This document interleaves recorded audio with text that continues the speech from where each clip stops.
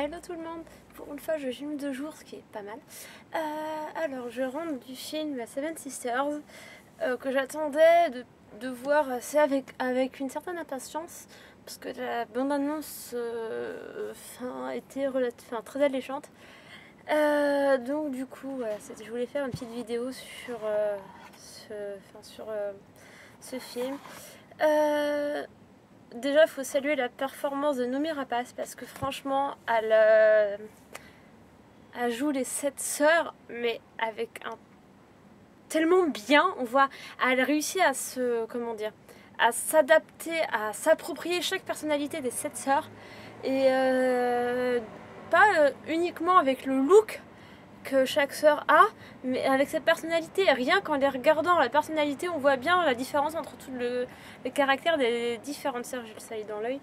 Bref, et ça c'est génial. Franchement, faut saluer cette performance-là.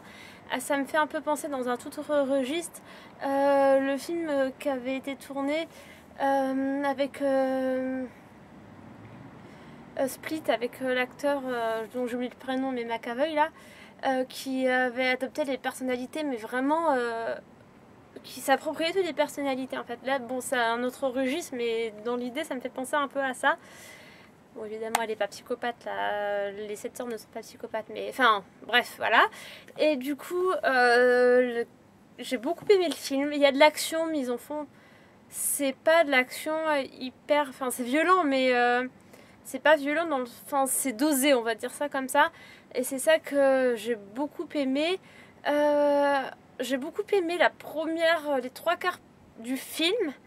Alors j'imaginais plein de fins dans ma tête en fait pendant le film, parce que le film nous absorbe énormément. On est totalement prise avec les 7 sœurs, emportée avec elles. On n'arrive pas à se décrocher, on pense à rien d'autre qu'au film en fait, pendant toute la durée du film on est vraiment pris dedans et on se torture les méninges en se disant mais comment ça va se finir. Alors moi j'avais une hypothèse pendant le film où il s'avérait que c'était pas trop ça, enfin même pas ça du tout, et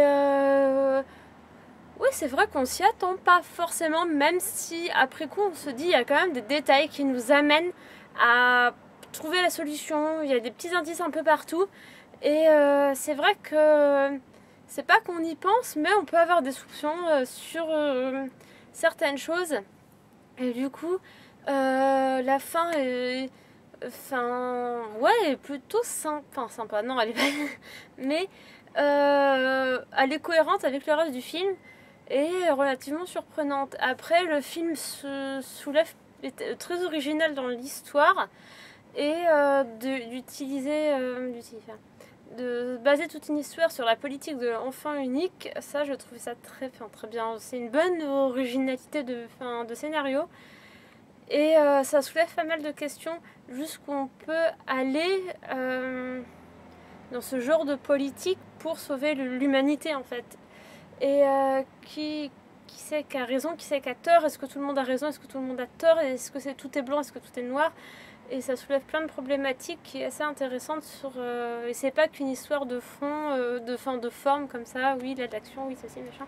Et ça soulève pas mal de problématiques, ce qui est plutôt bien. Les acteurs sont vraiment tous très bien, ça nous tient en haleine jusqu'à la fin.